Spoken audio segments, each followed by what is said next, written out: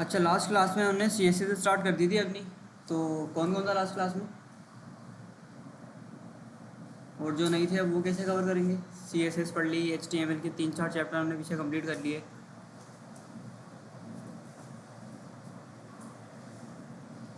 Video तो लगाना आती होगी सबको। इससे पहले वाले चैप्टर, एक्स्ट्रा मार्कअप का एक चैप्टर हो गया। और और फॉर्म वाला चैप्टर कंप्लीट हो गया। तो कैसे कवर करोगे प्रॉब्लम जिसको नहीं आती, जो गायब थे पिछले 2-3 हफ्तों से? अच्छा, सेकेंड ईयर का स्टूडेंट कौन है यहाँ पे? कौन है? नहीं, अभी अभी कौन है? अभी कोई भी नहीं है। और फर्स्ट ईयर का? सब 9 मैट्रिक वाले हो? 9 वाला कोई है? 9 वाला 2 बच्चे हैं, बाकी मैट्रिक। खैर, तो हमने ये स्टार्ट किया है कि जो बच्चे नहीं आ रहे उनके लिए हम रिकॉर्डिंग कर लें वीडियो की और उसको पब्लिश कर लें। तो वो स्टार्ट कर दिया हमने ना, वो किसी से लिंक ले लेना, आप लोग प्रोवाइड कर देंगे।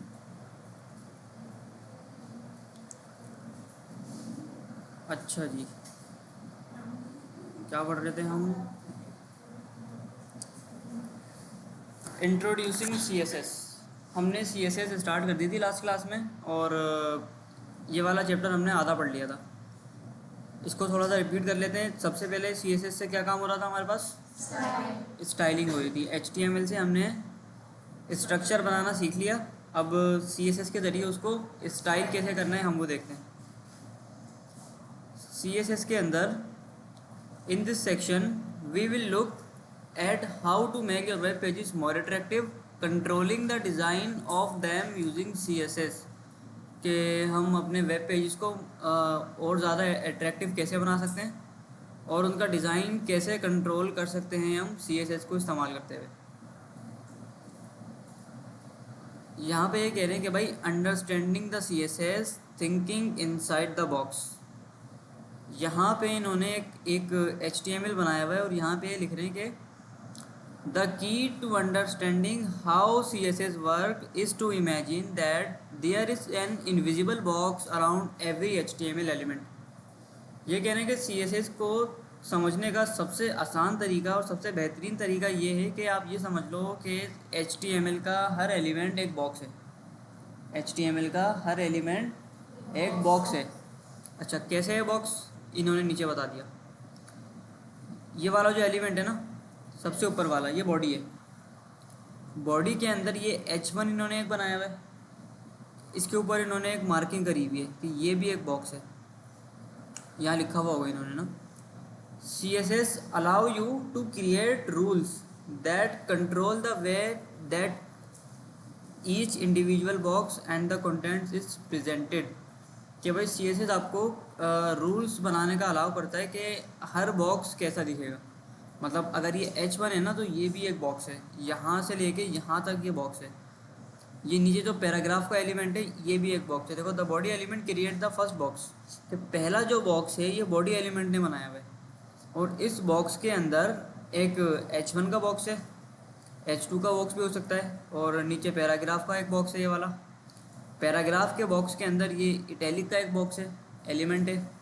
अंडरलाइन का एक एलिमेंट है, और लास्ट में एक अंडरलाइन का एलिमेंट है। अच्छा, CSS associates style rules with HTML elements. CSS क्या करता है कि HTML एलिमेंट्स के साथ स्टाइल्स को लगाता है कि उस एलिमेंट का स्टाइल क्या होगा, उस एलिमेंट का कलर, उस एलिमेंट का साइज़, उस एलिमेंट का बैकग्राउंड कलर, हर चीज़ आप CSS से कंट्रोल कर सकते हो। CSS works by associating rules with HTML elements. CSS क्या करता है कि HTML एलिमेंट्स के साथ रूल्स को बनाता है। These rules govern how the content of the specified element should be displayed। ये रूल्स क्या बताते हैं कि एलिमेंट का जो कंटेंट है, एलिमेंट की जो चीज़ें हैं वो कैसी डिस्प्ले होंगी, वो कैसी दिखेंगी। आज CSS rule contain 2 parts. CSS का जो रूल हम लिखते हैं वो 2 पार्ट्स के ऊपर मुश्तमिल होता है। एक होता है सिलेक्टर और एक होती है डिक्लेरेशन। नीचे आओ। यहाँ पे इन्होंने एक चीज़ बनाई हुई है, ये कह रहे हैं कि पी का इन्होंने नाम डाला हुआ है और इसको ये कह रहे हैं सेलेक्टर, और उसके बाद एक करली ब्रैकेट और करली ब्रैकेट क्लोज, और दोनों करली ब्रैकेट के दरमियान में एक और चीज़ डाली हुई है, इसको ये कह रहे हैं डिक्लेरेशन। इसको क्या कह रहे हैं, ये डिक्लेरेशन कह रहे हैं। तो सी एस एच कितने पार्ट्स से मुश्तमिल होती है हमारे पास, दो पार्ट्स के ऊपर होती है। कितने पार्ट्स पे होती है, दो पार्ट्स पे होती है। पहला पार्ट सेलेक्टर, पहला पार्ट कौन सा, और दूसरा declaration. This rule indicate that all P elements should be shown in the Arial typeface. इस रूल का मतलब ये है कि जितने भी पैराग्राफ के एलिमेंट हैं उनके ऊपर एरियल वाली एक स्टाइलिंग लग जाएगी। देखो पैराग्राफ का एलिमेंट है और उसके ऊपर इन्होंने कोई स्टाइलिंग दी हुई है। अब ये स्टाइल क्या दिया हुआ है ये हम डिटेल में पढ़ेंगे। Selectors indicate which element the rule applies to. Selector जो होता है ना, ये वाला ब्रैकेट से पहले वाला, ये बताता है कि कौन से एलिमेंट के ऊपर आपने स्टाइलिंग लगानी है, कौन से एलिमेंट के ऊपर आपको स्टाइलिंग लगानी है। अब पी का एलिमेंट भी हो सकता है, वो H1, H2, body, list, table, form, कुछ भी हो सकता है। The same rule can apply to more than one element, कि ये वाला जो रूल है ये एक से ज़्यादा एलिमेंट पे भी आप लगा सकते हो। यानी पैराग्राफ और H1 को एक ही आपने स्टाइलिंग देनी है तो वो आप यहाँ पे भी लगा सकते हो ना। बस इनको आपको क्या करना है कि कॉमा से सेपरेट करना है। अब वो कैसे करना है वो देखते हैं अभी। डिक्लेरेशन, डिक्लेरेशन ये बताती है कि how the element refer to in the selector should be style, के सेलेक्टर के अंदर जो भी हमने ये चीज़ डाली हुई है डिक्लेरेशन, इसका काम ये होता है कि स्टाइल क्या देना है, कौन सा स्टाइल देना है। आया कि आपको बैकग्राउंड कलर चेंज करना है, आपको कलर चेंज करना है, आपको स्टाइल चेंज करना है, आपको फ़ॉन्ट का साइज़ चेंज करना है, या क्या आपने करना है। तो डिक्लेरेशन ये बताती है। अच्छा, C S S properties affect how elements are display. C S S की प्रॉपर्टीज़ ये बताती हैं कि एलिमेंट किस तरह से डिस्प्ले होगा। उसका प्रैक्टिकल करते हैं। पहले यहाँ पे आके हम बनाते हैं एक HTML इंट्रो, इंट्रो के बाद एक और बनाते हैं फोल्डर।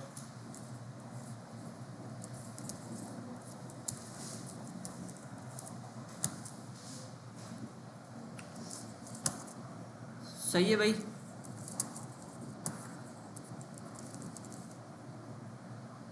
Go live. इतना तो सबको आता है ना काम, किसी भी कोड को कैसे रन करना है और कोड को कैसे लिखना है। तो यहाँ पे मेरे पास एक हेलो वर्ल्ड आ गया लिखा हुआ।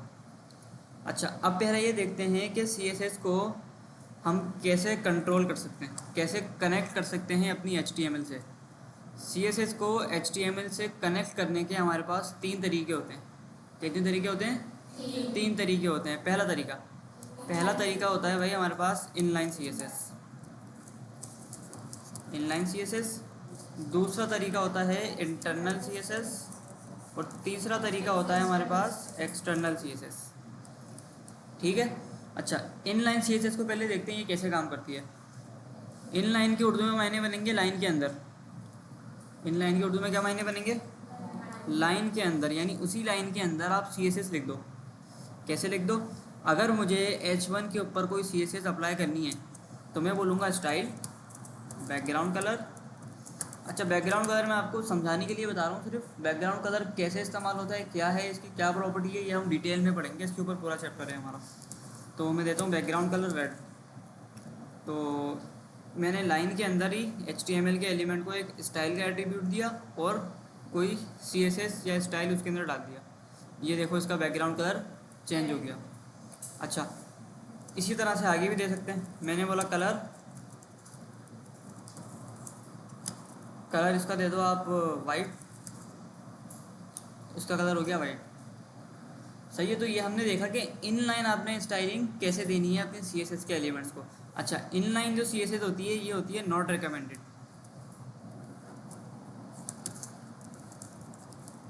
नॉट रिकमेंडेड यानी इसको इस्तेमाल नहीं किया जाता ज़्यादा। 90% ऑफ द टाइम इसको इस्तेमाल नहीं करते। इसको इस्तेमाल क्यों नहीं करते, इसको इस्तेमाल ना करने की वजह ये है कि आपका कोड बहुत ज़्यादा ख़राब होता है, पढ़ने में मुश्किल होती है कोड को, बहुत ज़्यादा इसके अंदर क्लीन नहीं हो पाता आपका कोड, पढ़ने वाले को पढ़ने में मज़ा नहीं आता, या कोई भी जो स्टाइल होता है आप उसको दोबारा यूज़ नहीं कर सकते। तो इनलाइन जो CSS हो गई, जो लाइन के अंदर इस्तेमाल होती है, वो तो हो गए भाई नॉट रिकमेंडेड। अच्छा ये कोड आपको सही दिख रहा है यहाँ पे, इसका थीम चेंज कर दूँ? सही है। अच्छा नॉट रिकमेंडेड हो गई, तो इसको हटाते हैं, ये हमारे काम की नहीं है। दूसरा जो स्टाइल होता है वो होता है भाई internal C S S. Internal मतलब अंदरूनी सी एस एस, यही होता है ना इंटरनल का मतलब, यानी अंदर वाली सी एस एस हो गई। तो अंदर वाली सी एस एस कैसे इस्तेमाल होती है, यहाँ पे आप लगाते हो हेड के अंदर स्टाइल का टैग, स्टाइल का टैग लगाते हो और फिर आप इसके अंदर पूरी सी एस एस लिखते हो। कैसे लिखते हो, हमने पढ़ा था कि भाई सबसे पहले सिलेक्टर होता है, तो सिलेक्टर ले लेते हैं, H1 का सिलेक्टर पकड़ लेते हैं, H1 सेलेक्टर ला गया H1 का, करली ब्रैकेट ओपन करली ब्रैकेट क्लोज, एंटर। अब इस करली ब्रैकेट और इस करली ब्रैकेट के दरमियान जो भी चीज़ मैं लिखूँगा वो मेरी CSS के अंदर काउंट हो जाएगी। मैंने कहा इसको H1 का आपने एक एलिमेंट पकड़ना है, सही है, H1 का एलिमेंट आ गया यहाँ पे। अभी इसके ऊपर कोई भी स्टाइल नहीं लगा हुआ, मैं यहाँ पे आके इसको बोलता हूँ background colour orange, background colour orange, orange करा तो ये ऑरेंज हो गया। और इसको बोलते हैं भाई कलर ग्रीन, इसका कलर भी क्या हो गया, ग्रीन हो गया। तो ये हो गई हमारी इंटरनल CSS, यानी उसी पुरानी HTML की फ़ाइल के अंदर हमने क्या किया, एक स्टाइल का टैग लगाया और उसके अंदर हमने CSS लिख दी। समझ आई ये चीज़?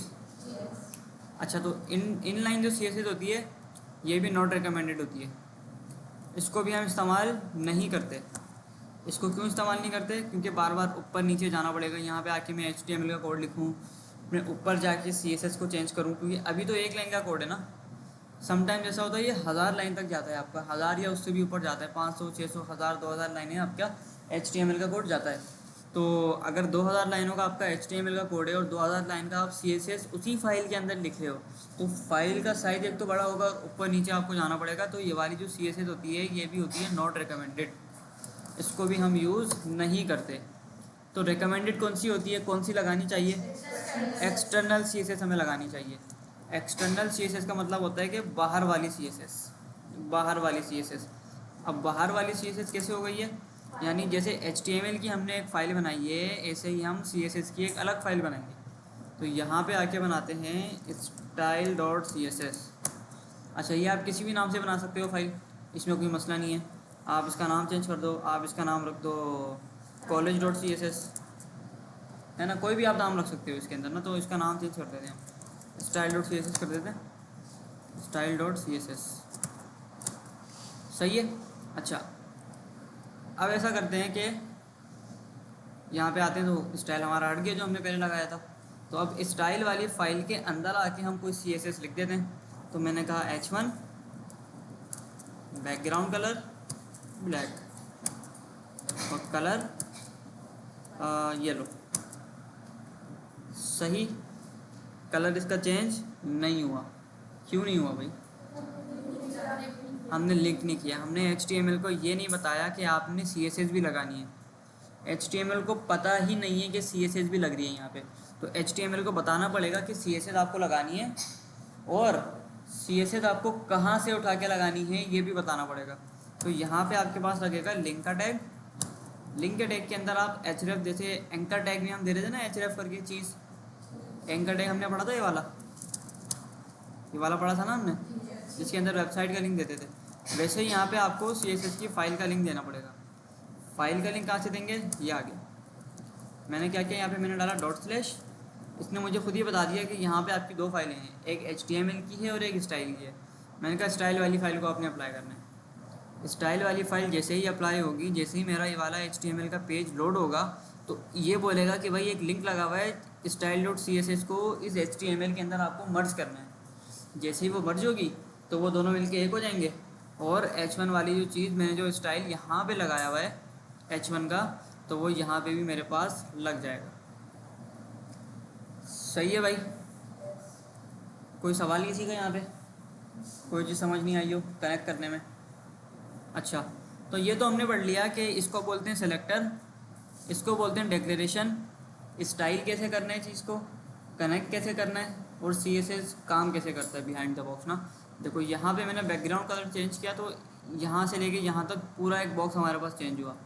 अब यहाँ पे आके ना और चेंजेस करते हैं, एक पैराग्राफ का एलिमेंट लगाते हैं पहले, और उसके अंदर हम लिखते हैं कोई टेक्स्ट, और इधर आके देखते हैं कि आया नहीं आया।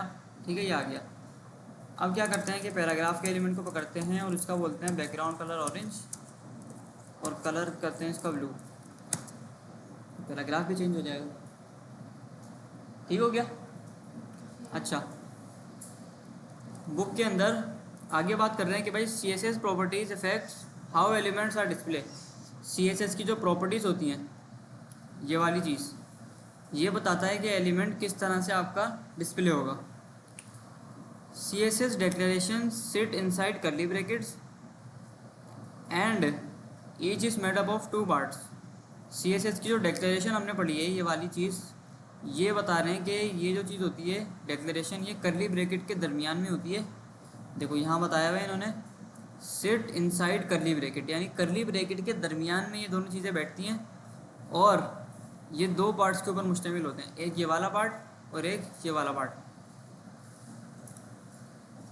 Each is made up of two parts. पहला पार्ट होता है प्रॉपर्टी और दूसरा पार्ट होता है वैल्यू। जो लेफ्ट वाली चीज़ होती है इसको बोलते हैं प्रॉपर्टी। क्या बोलते हैं इसको? प्रॉपर्टी बोलते हैं। और राइट वाली जो चीज़ होती है उसको बोलते हैं वैल्यू। क्या बोलते हैं इसको? वैल्यू बोलते हैं। यानी बैकग्राउंड कलर हमें प्रॉपर्टी मिल गई, और बैकग्राउंड कलर की वैल्यू क्या रखनी है, ये हमारे पास वैल्यू आ गई। क्या भाई, एक प्रॉपर्टी है मेरे पास बैकग्राउंड कलर की, और उसकी जो वैल्यू है वो होगी ब्लैक, तो इससे क्या होगा, मेरा ब्लैक कलर यहाँ पे लग जाएगा। इसी तरह से कलर की एक प्रॉपर्टी है और उसकी वैल्यू है येलो, कि भाई कलर को पकड़ लो, उसकी वैल्यू क्या डालो, आप येलो डालोगे तो उसका कलर येलो हो जाएगा। अच्छा, आगे बढ़ते हैं। This rule indicate that all H1 and H2 and H3 element should be shown in the Arial typeface in a yellow colour. ये रूल ये बताता है कि H1, H2 और H3 तीनों के ऊपर सेम स्टाइल लगेगा। यहाँ पे इन्होंने लिख दिया कि H1 को भी पकड़ लो, H2 को भी पकड़ लो और H3 को भी पकड़ लो, और तीनों के ऊपर आप ये वाला स्टाइल लगा दो। जैसे हमने अभी पैराग्राफ को अलग किया हुआ है ना, यहाँ से पैराग्राफ को हटाते हैं और यहाँ पे जो है इसका स्टाइल हट जाएगा, सारा हट गया स्टाइल। अच्छा, यहाँ पे ये कह रहे हैं कि अगर आपको यही वाला स्टाइल पैराग्राफ के एलिमेंट पे या किसी दूसरे एलिमेंट के ऊपर लगाना है तो दो तरीके हो सकते हैं। एक तो आप इसको कॉपी करो और पैराग्राफ के अंदर आके इसको लगा दो यहाँ पे, तो पैराग्राफ पे भी लग जाएगा। दूसरा तरीका ये बोल रहे हैं कि आपके कोड का साइज़ बड़ा ना हो, आप डायरेक्ट यहाँ पे क्या करो कि कॉमा लगाओ और पी लिख दो इधर ना, यानी पैराग्राफ का एलिमेंट डाल दो, तो भी काम सेम होगा। अब यहाँ पे आके एंकर टैग लगाते हैं, लिंक टैग, सही हो गया। इसको मुझे चेंज करना है तो यहाँ पे आके मैं बोलूँगा भाई सीधा सीधा एंकर टैग चेंज हो, ठीक हो गया। अच्छा, इसको हटा देते हैं।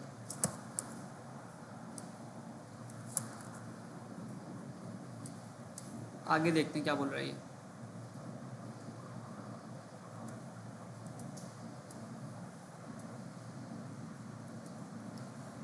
देखो यहाँ पे इन्होंने बता दिया कि CSS को आपको कंट्रोल कैसे करना है। लिंक टैग से कर लो, एक्सटर्नल CSS लगा लो, इंटरनल लगा लो या इनलाइन लगा लो, तो ये हम पढ़ चुके हैं। अच्छा, CSS सेलेक्टर्स, अभी हमने देखा कि ये वाली जो चीज़ होती है, ये वाली, इसको हम बोल रहे थे सेलेक्टर। अब सेलेक्टर कौन कौन से होते हैं CSS के अंदर, सबसे पहले हम वो चीज़ देखते हैं, ठीक है। अच्छा, सबसे पहले यहाँ पे बात कर रहे हैं कि भाई there are many different types of CSS selectors that allow you to target rules to specify elements within HTML document. ये कह रहे हैं कि भाई आपके पास डिफरेंट टाइप्स के CSS के सेलेक्टर होते हैं जो आपको अलाउ करते हैं कि आप डिफरेंट एलिमेंट्स के ऊपर डिफरेंट स्टाइल लगा सकते हो। अब उन एलिमेंट्स को कैसे सेलेक्ट करना है, आपका सारा काम होता है सेलेक्टर्स के ज़रिए। सबसे पहला सेलेक्टर देखते हैं, यूनिवर्सल सेलेक्टर। कौन सा है सबसे पहला? Universal selector applies to all elements in the document. आपकी HTML की फ़ाइल के अंदर जितने भी एलिमेंट्स हैं, जितनी भी चीज़ें हैं, उन सब के ऊपर ये वाला आपका यूनिवर्सल सेलेक्टर अप्लाई करता है चीज़ को। मिसाल के तौर पे यूनिवर्स का मतलब क्या होता है? दुनिया, कायनात, सारी चीज़ें। तो इसका भी यही काम होता है कि भाई ये ना यूनिवर्सल होता है, ये सारी चीज़ों के ऊपर लग जाता है। अच्छा ये कैसे लगता है? ये बोल रहे हैं आप स्टार लगा के कर्ली ब्रैकेट के दरमियान जो भी लिखोगे वो सबके ऊपर लग जाएगा। आओ देखते हैं। ये सब हटाया मैंने और इसका स्टाइल हट गया सारा। अब मैं यहाँ पे आके बोलता हूँ सबका, मैंने लगा दिया स्टार। मैंने बोला भाई सबके ऊपर आपने क्या करना है, स्टाइल लगाना है। क्या स्टाइल लगाना है? मैंने कहा कलर। कलर आप कर दो सबका ब्राउन। मैंने कहा जितने भी HTML के एलिमेंट्स मेरे पास मौजूद हैं इस फाइल के अंदर, उन सबको आप, उन सबका कलर आप ब्राउन कर दो। सबका कलर क्या हो गया? ब्राउन हो गया। ब्राउन के अलावा यहाँ पे आते हैं और यहाँ पे आके मैं बोलता हूँ कि एक होगा आपके पास बोल्ड का टैग, और बोल्ड के अंदर मैं लिखता हूँ भाई बोल्ड एलिमेंट। एक होगा इटैलिक, इटैलिक एलिमेंट, और एक होगी भाई आपके पास ULLI। सही है, एक लिस्ट बना दी, एक बोल्ड बना दिया, एक इटैलिक बना दिया। तो देखो सबका कलर क्या हो गया? रेड हो गया, ब्राउन हो गया। क्यों हो गया ब्राउन? क्योंकि यहाँ पे आके मैंने बोला था कि सबका कलर करना है आपको। अब वो कोई भी एलिमेंट हो सकता है, कितना भी बड़ा एलिमेंट हो सकता है। अब चाहे वो बॉडी का एलिमेंट है, चाहे वो एंकर टैग है, चाहे वो लिस्ट है, टेबल है, फॉर्म है, कोई भी चीज़ है। मैंने बता दिया यूनिवर्सल सेलेक्टर, सबका कलर चेंज होगा तो मतलब सबका कलर चेंज होगा। यहाँ पे आके बैकग्राउंड कलर डालते हैं हम येलो, तो बैकग्राउंड कलर भी सबका चेंज होगा। इसका भी चेंज हो गया, इसका भी चेंज हो गया। पीछे जो बॉडी का एलिमेंट था उसका भी क्या हो गया? बैकग्राउंड कलर चेंज हो गया। अच्छा, यूनिवर्सल सेलेक्टर का मतलब ये हमने देख लिया कि सारे एलिमेंट्स के ऊपर ये आपका अप्लाई होगा। इसके बाद है हमारे पास अगली चीज़ type selector, matches element names. Type selector क्या करता है? आपके एलिमेंट्स का नाम देखता है, एलिमेंट्स के नाम को ये क्या करता है? मैच करता है। मिसाल के तौर पे अभी हमने देखा कि अगर आपको H1 के ऊपर कोई स्टाइल लगाना है तो H1 का एलिमेंट पकड़ोगे आप, H2 पे लगाना है तो H2 का पकड़ोगे, H3 पे लगाना है तो H3 का पकड़ोगे। अब अगर मुझे ये वाला जो एलिमेंट है बोल्ड का एलिमेंट है, अभी क्या हुआ है? अभी हुआ हुआ ये है कि सबके ऊपर बैकग्राउंड कलर येलो लगा हुआ है और कलर ब्राउन लगा हुआ है।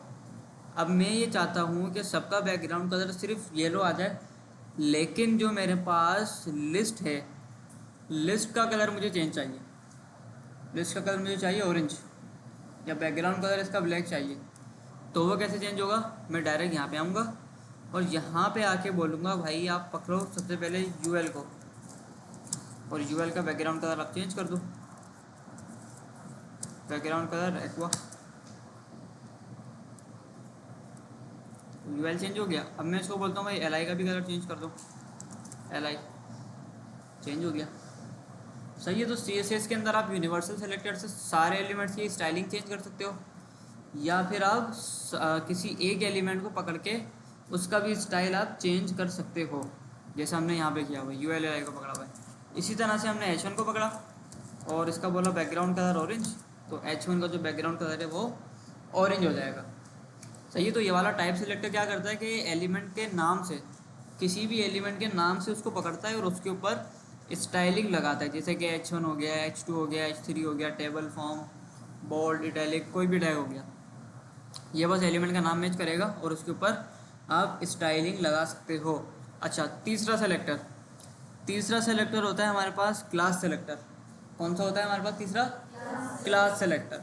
और क्लास के बाद एक होता है हमारे पास ID सेलेक्टर। क्लास और ID हम HTML के अंदर पढ़ चुके हैं, पढ़ चुके हैं, तो हमने बस पढ़ा ही था ये ना। अच्छा, क्लास और ID के अंदर क्या डिफरेंस था फिर?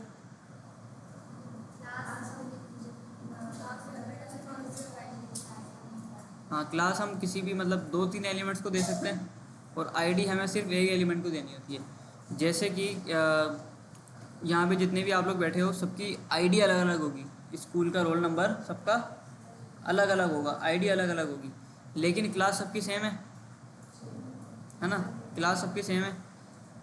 तो ये चक्कर होता है ID का और क्लास का। अच्छा, तो अगर आपको मिसाल के तौर पे क्लास आपके कहाँ पे काम आती है, ये मेरे पास एक डॉक्यूमेंट बना हुआ है और उसके अंदर आके मैं एक और H1 बनाता हूँ। यहाँ पे आके एक और H1 बनाते हैं और हेडिंग 2 उसका नाम देते हैं दो तीन और बनाते हैं, हेडिंग 3, हेडिंग 4 और हेडिंग 1।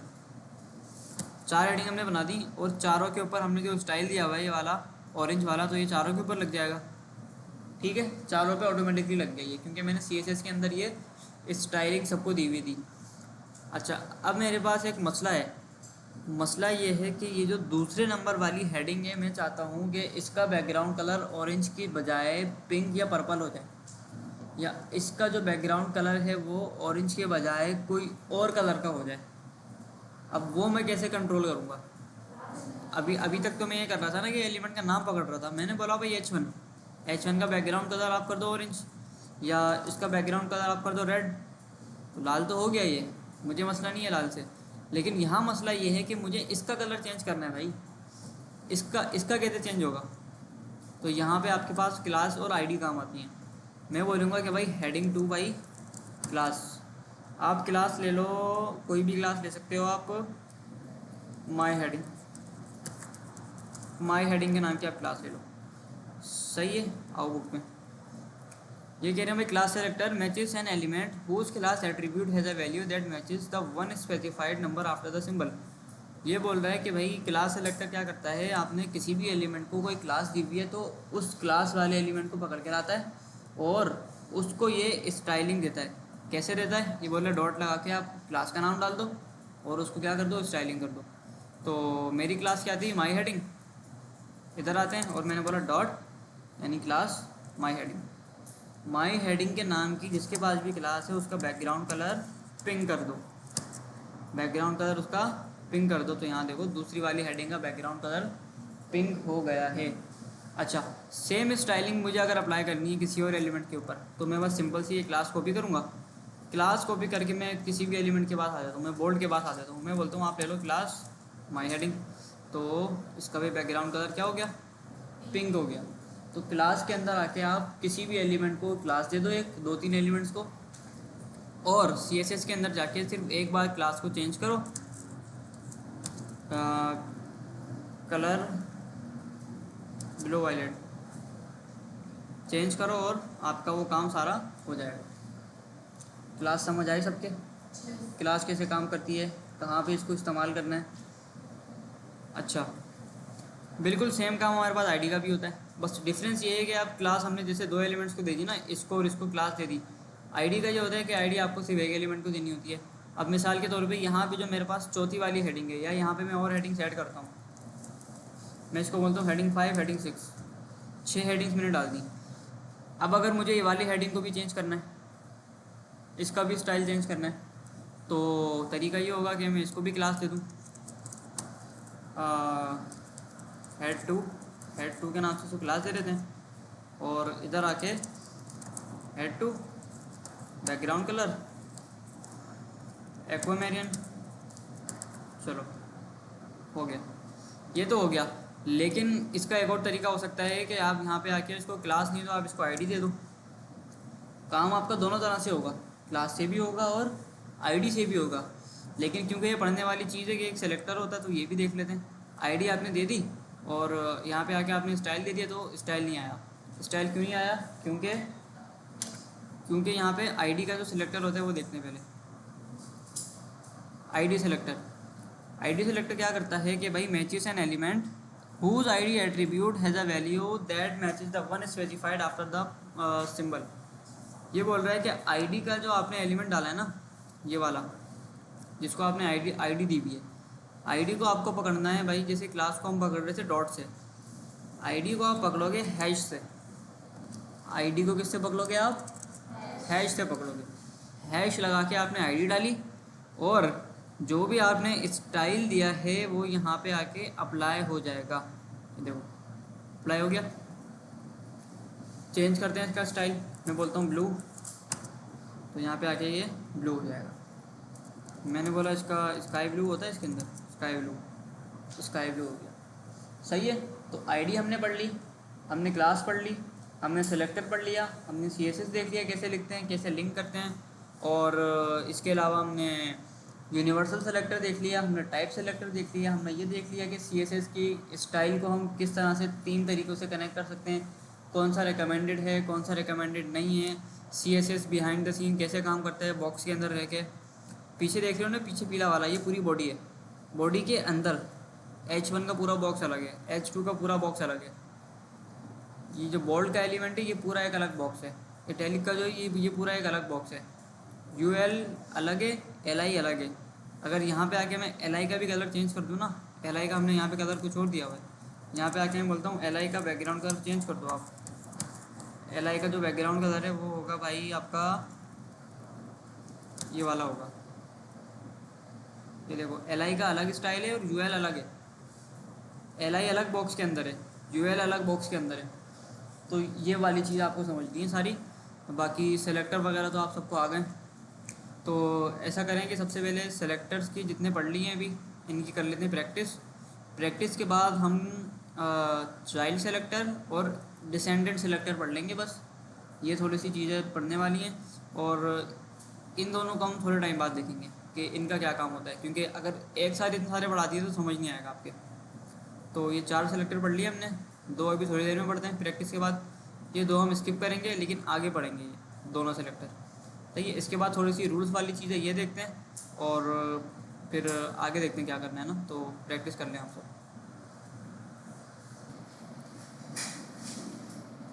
अच्छा जी, तो सेलेक्टर हमने देख ली है अभी और आप लोगों ने प्रैक्टिस भी कर ली इसकी। ये रोशनी कहाँ से आ रही है?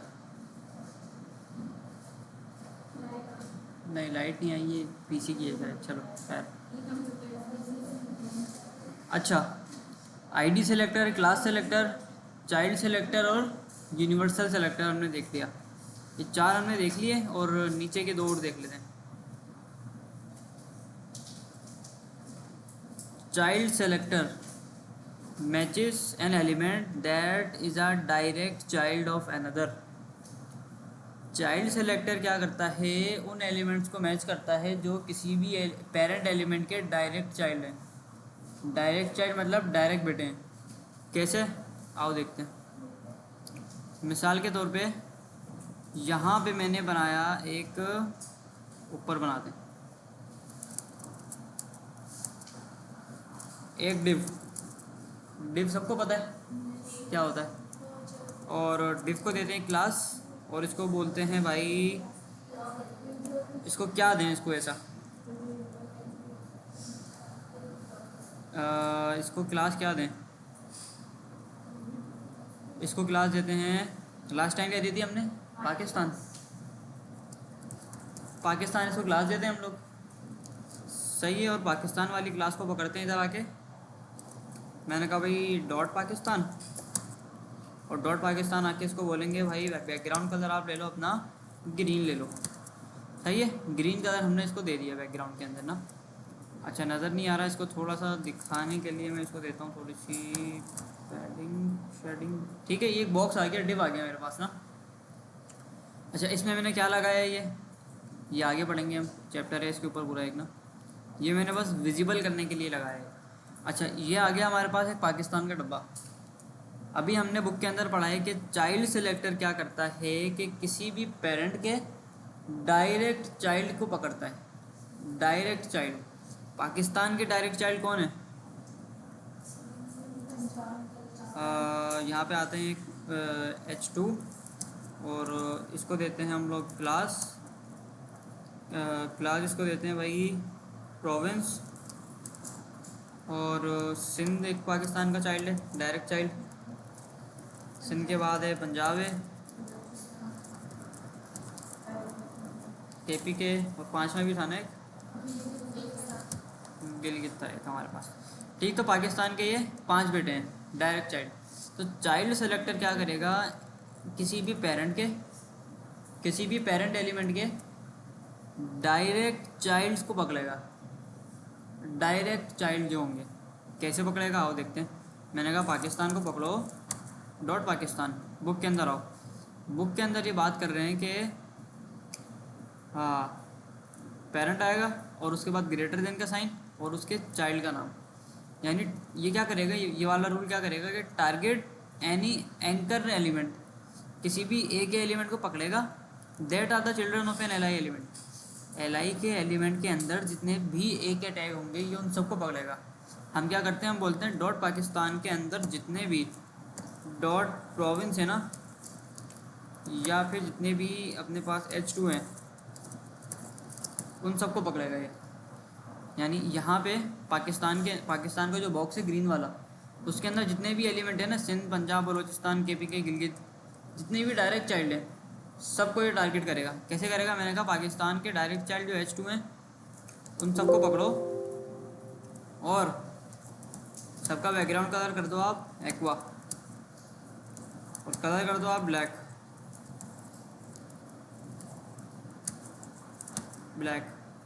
ये देखो डायरेक्ट चाइल्ड को इसने पकड़ा। अच्छा, अब यहाँ पे आते हैं और इधर आके हम बोलते हैं इसको एकॉटिक बनाओ, और इस डिफ के अंदर भी आप H2 लगा दो, ये वाले एक H2 लगा दो आप, न्यू करके बना दो एक H2, या फिर एक H2 आप बना दो। यहाँ पे हम इसको क्लास देते हैं इसको हम सिंध, और सिंध के अंदर आके एक H2 बनाते हैं, एक H3 बनाते हैं H3, और इसको बोलते हैं सिंध के बेटे हैं कराची, और कौन है शक्कर,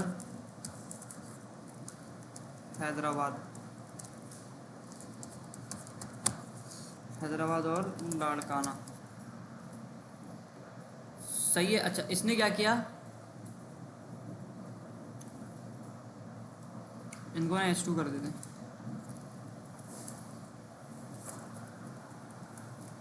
H2।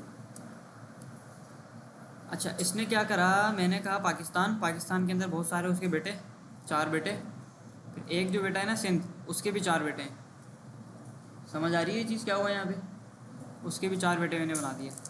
अच्छा, अब हमने पढ़ा है कि ये जो चाइल्ड सेलेक्टर जो होता है ये सिर्फ चाइल्ड को पकड़ता है, चाइल्ड के जो चाइल्ड हैं यानी बेटे के जो बेटे हैं ये उनको नहीं पकड़ेगा, ये सिर्फ आपके चाइल्ड को पकड़ेगा। तो इसने वही किया कि पाकिस्तान के अंदर जितने भी H2 थे डायरेक्ट चाइल्ड जो थे उनको पकड़ लिया। पाकिस्तान के अंदर डायरेक्ट चाइल्ड H2 ये 4 हैं, ये वाले जो 4 हैं ना ये डायरेक्ट चाइल्ड नहीं है, ये पाकिस्तान के अंदर एक डिव बना हुआ है उसके भी बेटे हैं ये। समझ आ रही है ये चीज़, समझ आ रही है ये चीज़ कि चाइल्ड टू पेरेंट और पेरेंट टू चाइल्ड वाला क्या इसके अंदर चक्कर हो रहा है। तो चाइल्ड सेलेक्टर क्या करता है, उसके नीचे जो होते हैं ना डायरेक्ट उनको पकड़ता है बस, उसके भी नीचे जो होंगे उनको नहीं पकड़ेगा। अच्छा, तो उसके लिए हमारे पास क्या है, अच्छा पहले यहाँ पे आके एक पैराग्राफ का एलिमेंट लगाते हैं और इसको बोलते हैं कि आप ऐसा करो कि टेक्स्ट ले लो कोई। अच्छा, इसके ऊपर नहीं लगा, इसके ऊपर इसलिए नहीं लगा क्योंकि यहाँ पे आके मैंने बोला था कि पाकिस्तान के अंदर जितने भी H2 के एलिमेंट हैं उनको पकड़ना है आपको। अगर मैं इसको बोलता हूँ ना पाकिस्तान के अंदर जितने भी बच्चे हैं उसके सारे पकड़ लो, तो ये इन सारे H2 को भी स्टाइल देगा, इस पैराग्राफ को भी स्टाइल देगा और इस सिंध को भी स्टाइल देगा। ये देखो आ गया, इसके H2 थे ना 4 बच्चे, चारों का कलर चेंज हो गया। पैराग्राफ भी इसका एक डायरेक्ट चाइल्ड था, इसका भी चेंज हो गया कलर। सिंध भी इसका डायरेक्ट चाइल्ड था, इसका भी बैकग्राउंड कलर देखो चेंज हो गया जगह जगह से। तो ये जो चीज़ है ये डायरेक्ट चाइल्ड के ऊपर लगती है। अब डायरेक्ट चाइल्ड आपको बोलना है कि पाकिस्तान के अंदर जितने भी एलिमेंट है सबको पकड़ लो, सिर्फ H2 को पकड़ना है तो सिर्फ H2 का नाम लिख दो आप लोग, सिर्फ H2 आ गए। आपको सिर्फ पैराग्राफ पकड़ना है, आप सिर्फ P का नाम लिख दो, सिर्फ पैराग्राफ को पकड़ेगा ये। मतलब जो भी डायरेक्ट चाइल्ड हैं सिर्फ उनके ऊपर ये वाला रूल हमारा अप्लाई होगा। अच्छा, तो ये चीज़ समझ आई आपके, चाइल्ड सेलेक्टर वाली चीज़ कि डायरेक्ट चाइल्ड का कोई सा भी एलिमेंट होगा वो डायरेक्ट चाइल्ड होना चाहिए तो ये वाला काम करेगा, वरना ये काम नहीं करेगा। अच्छा, चाइल्ड सेलेक्टर के बाद होता है एक डिसेंडेंट सेलेक्टर। डिसेंडेंट सेलेक्टर क्या होता है भाई, डिसेंडेंट किसको बोलते हैं उर्दू में, औलाद को बोलते हैं, हमने सर्च किया था last time, descendant meaning in Urdu औलाद को बोलते हैं। सही है। तो फैमिली ट्री जो होगा ना इसका मतलब ये होगा डिसेंडेंट का कि एक तो ये अपने चाइल्ड एलिमेंट को पकड़ेगा ही पकड़ेगा, जितने भी चाइल्ड एलिमेंट हैं उन सबको पकड़ेगा, लेकिन उन चाइल्ड एलिमेंट के अंदर जितने भी सब चाइल्ड हैं यानी बेटे के जितने बेटे हैं, फिर उनके जितने बेटे हैं, उनके जितने बेटे हैं, मतलब पूरे ख़ानदान के अंदर ये चीज़ आती है। सही है। पहले वाला जो एलिमेंट था ये वाला चाइल्ड वाला, ये सिर्फ अपने बच्चों को देख रहा था डायरेक्ट चाइल्ड, लेकिन जो डिसेंडेंट सेलेक्टर है ये पूरे ख़ानदान को देख रहा है। ये बोल रहा है कि भाई मेरे अंदर जितने भी HTML के H2 के एलिमेंट होंगे मैं सबको टारगेट करूँगा। इसका एक्सपेरिमेंट करते हैं अब। अभी यहाँ पे क्या लगा हुआ था, यहाँ पे लगा हुआ था अभी चाइल्ड सेलेक्टर। इसको कमेंट करते हैं और इसको बोलते हैं कि भाई चाइल्ड सेलेक्टर था ये, चाइल्ड सेलेक्टर था ये, चाइल्ड सेलेक्टर। और ये क्या कर रहा था भाई, ये बस डायरेक्ट चाइल्ड को देख रहा था, डायरेक्ट चाइल्ड को देख रहा था। लेकिन यहाँ पर बुक के अंदर ये कह रहे हैं कि आपको अगर डिसेंडेंट सेलेक्टर लगाना है तो आपको ग्रेटर देन नहीं लगाना, आपने बस स्पेस लगाना है। तो ये बोल रहा है कि भाई एंकर टैग के अंदर, पैराग्राफ के अंदर जितने भी एंकर टैग होंगे, अब वो डायरेक्ट चाइल्ड हो, किसी डिव के अंदर हो, किसी स्पैन के अंदर हो, किसी यूएल या एलआई के अंदर हो, सब के ऊपर ये वाला रूल अप्लाई होगा। कैसे होगा देखो, पाकिस्तान स्पेस पी, ये चाइल्ड सेलेक्टर नहीं होता, ये होता है डिसेंडेंट सेलेक्टर। और ये क्या करता है भाई, ये सारे क्या बोलें इसको, सारे एलिमेंट्स को देखता है, उर्दू में लिखते हैं, सारे ख़ानदान को देखता है। चलो, देखता है, देखता है, सिर्फ चाइल्ड को देखता है और ये पूरे ख़ानदान को देखता है। अच्छा, अब यहाँ पे आके आते हैं और बोलते हैं भाई डॉट पाकिस्तान के अंदर जितने भी H2 थे उनका कलर चेंज कर दो, आप बैकग्राउंड में कर दो। तो इसने क्या किया, सिर्फ डायरेक्ट चाइल्ड का चेंज किया। और अब मैंने यहाँ पे आके एक स्पेस लगाया, तो ये क्या करेगा कि ये जो है ये इन सबका तो कलर चेंज करेगा, लेकिन इस सिंध के अंदर जितने भी H2 के एलिमेंट होंगे ना, इन सबका भी ये कलर क्या करेगा, चेंज करेगा। आओ देखते हैं, देखो सबका कलर चेंज हो गया। H2 जो थे सारे H2 हमारे पास चेंज हो गए। अच्छा, यहाँ तक नहीं है, ये सिर्फ ये कहाँ तक है भाई, अगर हम सिंध के अंदर आते हैं और सिंध के अंदर आके मैं बोलता हूँ डॉट कराची को पकड़ो, कराची के नाम का एक डिव बनाया और उस डिव के अंदर मैंने H2 और बना दिया एक ना, H2 बना देते हैं गुलशन के नाम का, एक बना देते हैं सदर का नाम का, एक बना देते हैं भाई यार क्या नाम है इसका, कहाँ रहते हैं हम लोग, डालमिया, डालमिया के नाम का। सही है। तो इसने क्या किया भाई कि हाँ, तो इसने क्या किया कि जितने भी H2 के एलिमेंट थे पाकिस्तान के अंदर, ये देखो इसका भी कलर चेंज हो गया।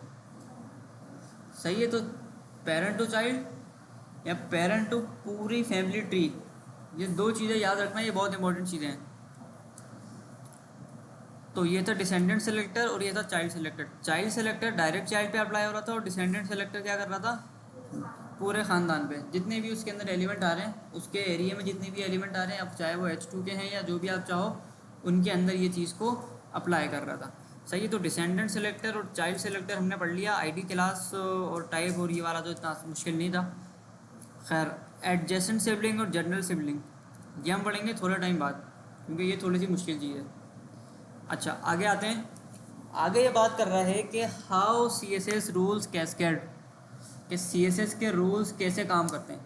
हमने ये तो देख लिया कि यहाँ पे, अच्छा जी, यहाँ पे एक कर्ली ब्रैकेट ओपन हो रहा है, क्लोज हो रहा है, उसके दरमियान में आप कोई भी चीज़ लिख रहे हो तो वो स्टाइल यहाँ पे हमारे पास अप्लाई हो रहा है। अब ये देखते हैं कि CSS के जो रूल होते हैं वो एक्चुअल में वर्क कैसे करते हैं। Rule number 1, last rule, if the two selectors are identical, the later of the two will take precedence।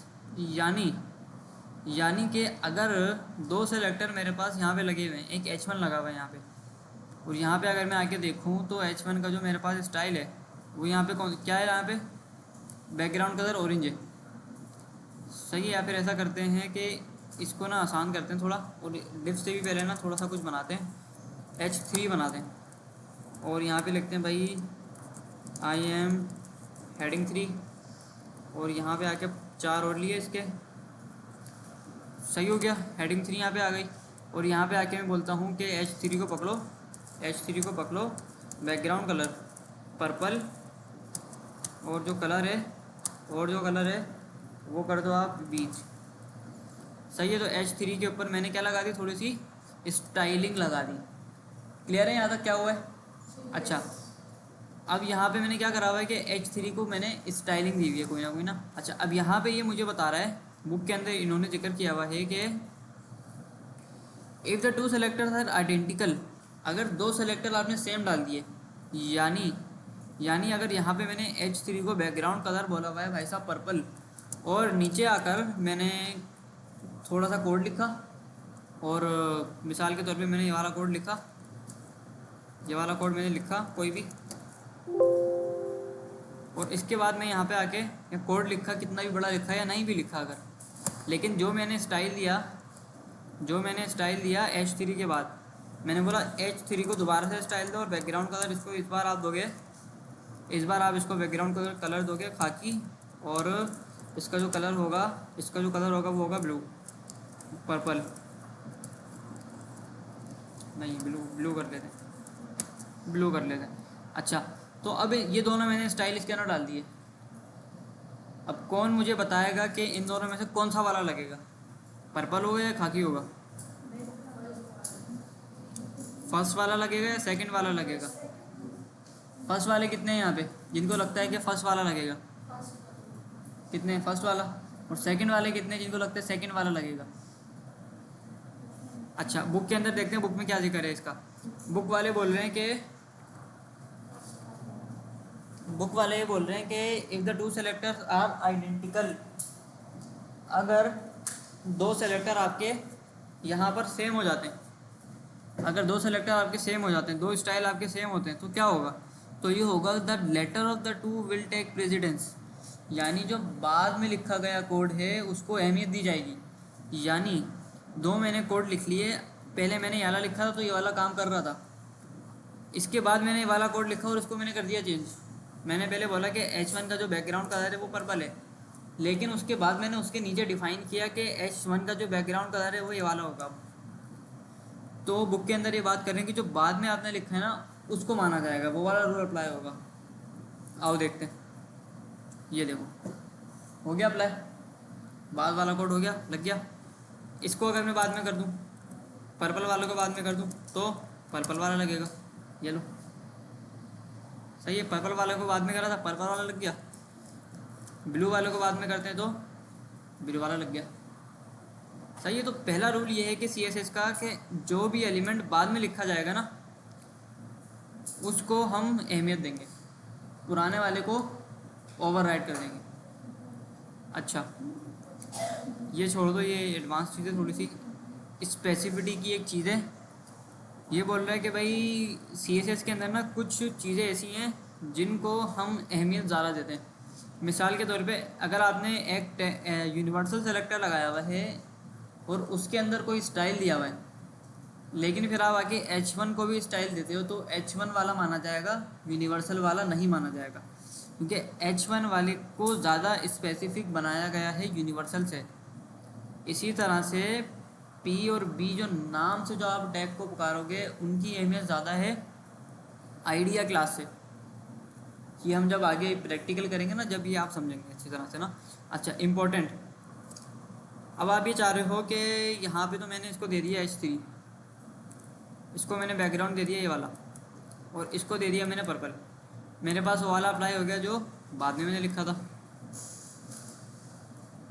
अगर आपको ये नहीं पता कि कोड आपका लंबा हो गया ज़्यादा, और आपको ये मालूम करना है कि यार अब ये वाला जो मैंने स्टाइल लिखा है ना यही रहे, इसको मैं जितना भी चेंज करता रहूँ बाद में ये चेंज नहीं होना चाहिए, मतलब ये वाला जो स्टाइल है इसको आप दे दो, सबसे ऊपर रख दो इसको, इसके ऊपर कोई भी नहीं है, सबसे ज़्यादा अहमियत इस स्टाइल की है। तो उसके लिए बुक के अंदर ही बोल रहे हैं कि you can add important after any property value to indicate that it should be consider more important than other rules. यानी कि अगर आपको किसी भी रूल से ज़्यादा इम्पोर्टेंट अगर किसी चीज़ को करना है तो आप यहाँ पे आके इसको सिंपल बोल दो, इम्पोर्टेंट आप इसको बोल दो। इससे क्या हुआ, कलर चेंज हो, सही है। अच्छा, बाद में मैंने ये वाला कोड लिखा है, अलग है, ब्लू वाला कोड मैंने बाद में लिखा है, तो इसको लगना चाहिए था ना भाई देखो ना, अगर मैं इसको हटा दूँ मिसाल के तौर पे, मैंने ब्लू वाला कोड बाद में लिखा है, इसको चलना चाहिए, चल गया। अब मैं ये चाह रहा हूँ कि ब्लू वाला कोड ना चले, पर्पल वाले के ऊपर स्टैम्प लग जाए कि भाई यही वाला कोड चलना चाहिए, पत्थर पे लकीर हो गई है, यही वाला कोड चले। नीचे वाला नहीं, मैं नहीं मिटाना चाह रहा किसी वजह से, मिसाल के तौर पे नहीं मिटाना चाह रहा, मैंने गलती से लिख दिया नीचे वाला कोड ना। अब मैं ये चाह रहा हूँ कि भाई ये वाला जो कोड है ना यही रहना चाहिए। अब इसको मैं नीचे कितना भी चेंज कर लूँ ये चेंज नहीं होना चाहिए, तो मैं आके बोलूँगा इम्पोर्टेंट।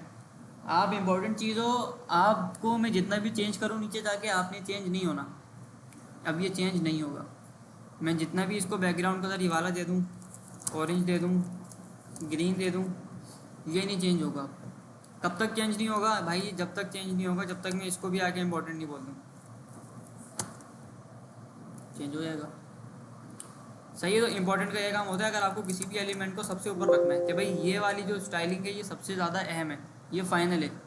अब जितना भी इसको चेंज करते रहो बाद में ये चेंज नहीं होगी, तो आपने यहाँ पे इसको इम्पोर्टेंट वाला टैग इस्तेमाल करना है, इम्पोर्टेंट वाली चीज़ आपने इस्तेमाल करनी है इसके अंदर।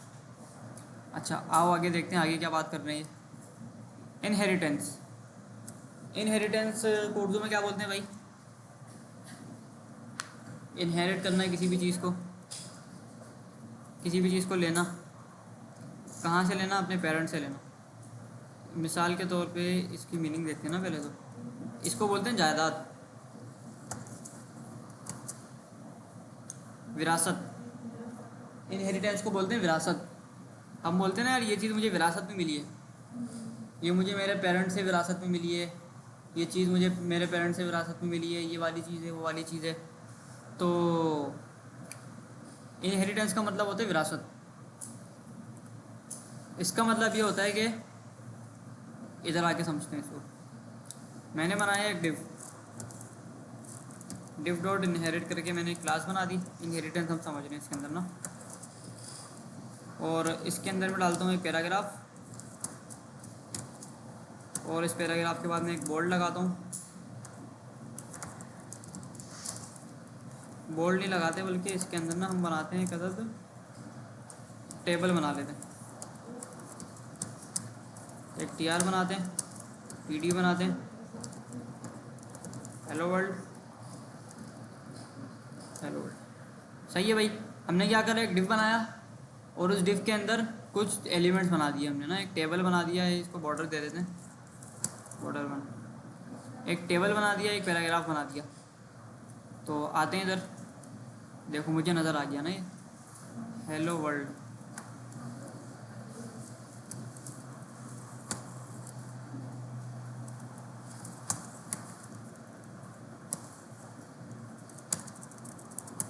चलो चेंज हो गया, सही है। एक ये मैंने बना दिया और एक ये बना दिया। अब आप लोग अगर गौर से देखो इसका कलर क्या है, ब्राउन कलर है इसका, ब्राउन या रेड से थोड़ा सा कलर आ गया ना इसका। एक मिनट यार, इसको मैं थोड़ा फुल स्क्रीन कर दूं पहले। हाँ, ये पैराग्राफ का एलिमेंट था मेरा, इसका कलर क्या आ गया, ब्राउन आ गया। ये टेबल था, इसका कलर ब्राउन आ गया। मैंने कहीं बोला है कि इसका कलर ब्राउन होगा?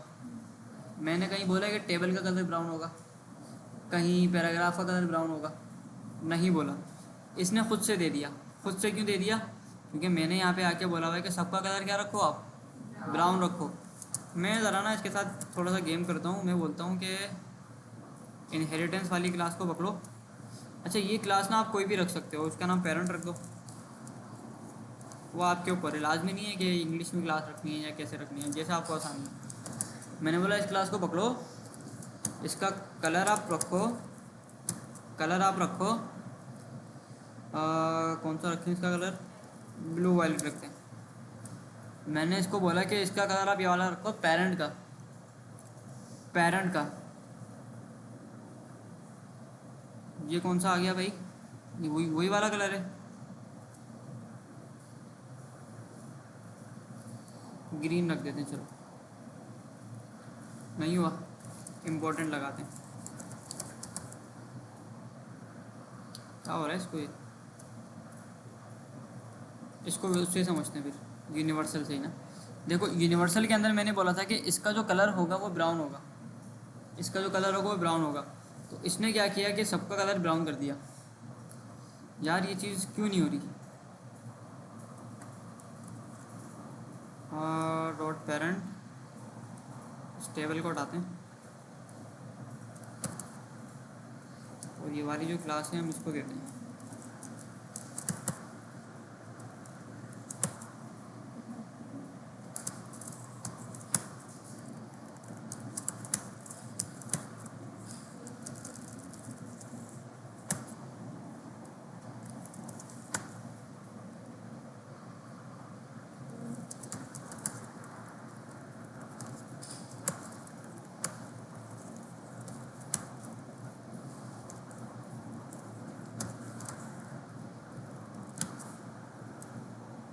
हाँ ये हो गया भाई। इधर यूनिवर्सल को ना हटा दो जो टाइम पे काम खराब कर रहा है। खैर अब देखो यहाँ पे मैंने क्या किया, यहाँ पे मैंने बनाया एक पेरेंट, यहाँ मैंने बनाया एक पेरेंट और उसको जाने दो मैंने।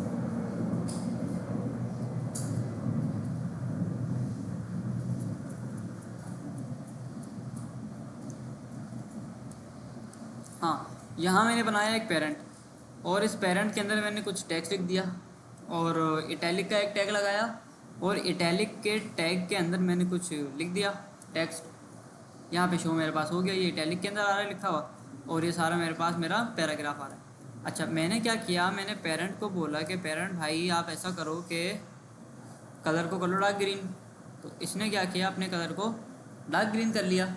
लेकिन लेकिन लेकिन मैंने पेरेंट तो क्लास दी थी सिर्फ पैराग्राफ को, तो उसूलन पैराग्राफ का कलर चेंज होना चाहिए था ना भाई। ये इटैलिक का कलर क्यों आप चेंज कर रहे हो? पैराग्राफ के अंदर तो है, मैंने इसको कहीं बोला है कि पैराग्राफ के अंदर जो इटैलिक का टैग है उसका कलर चेंज करना है? मैंने नहीं बोला ना इसको, इसने खुद से चेंज कर दिया। खुद से चेंज क्यों कर दिया? आओ बुक के अंदर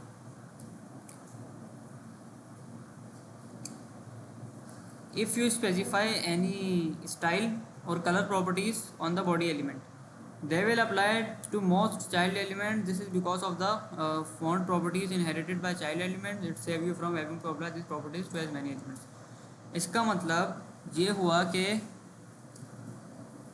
इसने क्या किया, इटैलिक ने, इसको हमने कोई कलर नहीं दिया था, इसको हमने बताया नहीं था कि आपका कलर ग्रीन होगा या ब्लैक होगा या रेड होगा। इसने क्या किया, इसने अपने पेरेंट से अपने कलर को इनहेरिट कर लिया, अपने पेरेंट से कलर को ले लिया। मतलब ये वाली जो चीज़ थी ना, पेरेंट वाली जो चीज़ मैंने बनाई थी, इसको मैंने कलर यहाँ दिया था ना CSS के अंदर, इसको मैंने कलर बोला था डार्क ग्रीन हो जाओ आप ना, लेकिन मैंने आई के टैग को कोई कलर या कोई स्टाइल नहीं दिया। तो आई के टैग ने क्या किया, आई के टैग ने बोला कि मेरे पेरेंट के पास जो चीज़ है मैं भी वही इनहेरिट कर लूँगा। सही है? तो जो चीज़ पेरेंट के पास होती है ना, CSS के अंदर चाइल्ड उसको इनहेरिट कर लेता है, वही वाला स्टाइल जो उसके ऊपर वाले एलिमेंट के पास होगा वो एलिमेंट ये खुद भी ले लेगा। अच्छा अब अगर मैं इटैलिक के टैग को बोलूँ यहाँ पे आके आपका जो कलर है वो ब्लू वायलेट कर दो आप, तो कलर चेंज हो जाएगा क्योंकि अब उसको उसका स्टाइल मिल गया। पहले उसने अपने पेरेंट से लिया हुआ था, लेकिन अब क्या करा उसने खुद ही कर लिया। देखो इसको हटाते हैं, वापसी ग्रीन हो गया, इसको लगाते हैं पर्पल हो गया। तो एक ना इनहेरिटेंस वाली भी चीज़ होती है कि अगर आपने कोई चीज़ नहीं दी हुई ना तो ये क्या करेगा, अपने पेरेंट से वो चीज़ इनहेरिट कर लेगा। अच्छा why use external style sheet. External style sheet हमने देखी है कि एक्सटर्नल स्टाइल शीट हमें इस्तेमाल करनी है, वो रिकमेंडेड है। वो क्यों रिकमेंडेड है? क्योंकि वो हमारे कोड की लाइंस को बचाता है ताकि हमारा कोड ज़्यादा ख़राब ना लगे। सही है, तो इस चीज़ को हमने देख लिया, तो इसको हटा देते हैं। और इसके बाद क्या है भाई, इनहेरिटेंस, एक्सटर्नल स्टाइल शीट, और ये हमारा चैप्टर नंबर 1 हो गया CSS का कंप्लीट। इसकी समरी पढ़ते हैं फिर वाइंड अप करते हैं। CSS treat each HTML element as if it is appear inside its own box and use rules to indicate how that element should look। कि भाई CSS क्या करता है कि हर एलिमेंट को एक बॉक्स की तरह ट्रीट करता है। ये H1 क्या है, ये बॉक्स है CSS के सेंस में। ये H3 भी एक बॉक्स है, ये पैराग्राफ का एलिमेंट, ये सब कुछ CSS के लिए एक बॉक्स है सारी चीज़ें ना। और ये रूल्स वगैरह अप्लाई करता है ताकि आप स्टाइलिंग कर सको चीज़ों की। Rules are made up of selectors. Rules क्या होते हैं, वो सेलेक्टर्स के ज़रिए बनते हैं। H1 का सेलेक्टर हो गया, LI का सेलेक्टर हो गया, माई हेडिंग की क्लास हो गई, इसका सेलेक्टर हो गया, ये ID का सेलेक्टर हो गया हमारे पास चाइल्ड सेलेक्टर हो गया, हमारे पास डिसेंडेंट सेलेक्टर हो गया। तो इस तरह से ये सेलेक्टर वाइज चीज़ें काम करती हैं। अच्छा, एंड डिक्लेरेशंस, सेलेक्टर और डिक्लेरेशन के ऊपर काम करता है। ये सेलेक्टर हो गया और ये वाली चीज़ जो हो गई हमारी डिक्लेरेशन हो गई। क्या हो गई ये? डिक्लेरेशन हो गई। अच्छा, इसके बाद ये आगे बात कर रहे हैं कि भाई different type of selectors allow you to target your rules at different times. कि भाई मुख्तलिफ तरह के हमने आपको सेलेक्टर दिए हैं जो आपको डिफरेंट तरह की चीज़ें करने में मदद देते हैं। यानी अगर मुझे कोई क्लास को सिलेक्ट करना है तो डॉट से करूँगा, ID को सिलेक्ट करना है तो हैश से करूँगा, किसी एलिमेंट को उसके नाम से करना है तो उसके नाम से कर लेंगे। Declarations are made up of 2 parts. Declaration हमारे पास 2 पार्ट्स के ऊपर मुश्तमिल होती हैं। पहले को बोलते हैं प्रॉपर्टी और दूसरे को बोलते हैं value. Property value, property value, सही। अच्छा, CSS rules usually appear in separate document. CSS को आप क्या करते हो कि सेपरेट डॉक्यूमेंट के अंदर बनाते हो। ऑल दो दे में appear with in an HTML page. यानी CSS को आप अलग से फाइल भी बना सकते हो या फिर ये सारे स्टाइल्स को आप पकड़ के यहाँ पे सेम फाइल के अंदर स्टाइल के टैग के अंदर भी लगा सकते हो। सही है, इसमें कोई मसला नहीं है, बिल्कुल सेम काम करेगा ये। इसको हटा देते हैं, कोड ख़राब होगा हमारा। सही है भाई, तो चैप्टर नंबर 1 हो गया कंप्लीट। इस चैप्टर में कोई सवाल है किसी का? कोई चीज़ समझ नहीं आई हो किसी को? आसान था सब, मुश्किल तो नहीं था। डॉट्स और हैश वगैरह नाम से सेलेक्ट करना। अच्छा, CSS मैंने आपको लास्ट क्लास में बताया था कि इस लेवल के ऊपर सिर्फ एक चैप्टर पढ़ने के बाद आपको तकरीबन आप ही समझ लो कि आधी CSS आपको आ गई है। CSS में बस यही है, रूल्स, सेलेक्टर्स, एलिमेंट्स को कैसे पकड़ना है, कौन सा स्टाइल लगाना है, स्टाइल शीट के अंदर ये वाला जो हमने लिखा है ना, ये चीज़ कैसे काम करती है, ये समझना है बस आपको। अब आगे हम क्या एक्सप्लोर करेंगे, हम देखेंगे कि कौन कौन सी प्रॉपर्टीज़ होती है CSS के अंदर। बैकग्राउंड कलर की होती है, अच्छा कलर की होती है, एक बॉर्डर होती है, बॉर्डर कैसे देना है, बैकग्राउंड कलर कैसे देना है, बोल्ड, इटैलिक, अंडरलाइन, लिस्ट को कैसे स्टाइल करना है, टेबल को कैसे स्टाइल करना है, ये सारी चीज़ें हम देखेंगे। लेकिन इनका जो स्ट्रक्चर है ना बेसिक बिल्कुल सेम है। थोड़ा सा अगर आप आगे जाओ ना, कलर वाला चैप्टर आ गया, ये बोल रहे हैं भाई कलर कैसे देना है, कलर देना आ गया हमें। कलर कैसे देते हैं भाई, ये आ गया कलर, कलर का नाम। बस इस पूरे चैप्टर में बस यही बात हो रही है, कलर कैसे देना है। ये पूरा इतना बड़ा चैप्टर इन्होंने ऐसे ही बताया हुआ है कि भाई कलर कैसे देना है बस। टेक्स्ट, साइज़ कैसे सेलेक्ट करना है टेक्स्ट का, इस पूरे चैप्टर में बस ये बात हो रही है कि स्पेसिंग कैसे देनी है, बोल्ड, इटैलिक, कैपिटल कैसे करना है चीज़ को। आ गया हो, ये चैप्टर हम पढ़ेंगे। लेकिन बॉक्सेस वाला चैप्टर आ गया, बॉक्स भी हम पढ़ चुके हैं, तो बॉक्स CSS का कैसा होता है।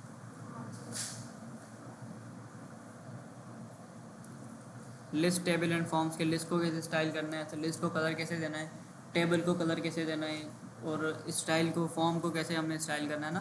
तो अब आगे की सारी चीज़ें ऐसी होंगी, ईजी होंगी ना। मुश्किल जो थी ना, मुश्किल बस ये थी कि सेलेक्टर को याद रखना, उनकी प्रॉपर्टीज़ देखना, उनकी वो देखना। अब हम ये एक्सप्लोर करेंगे कि कौन कौन सी प्रॉपर्टीज़ होती हैं, उनके अगेंस्ट आप क्या क्या वैल्यू डाल सकते हो। सही है, तो CSS समझ लो कि आपकी आधी हो गई है। और फिर इसके बाद जो चीज़ें हमने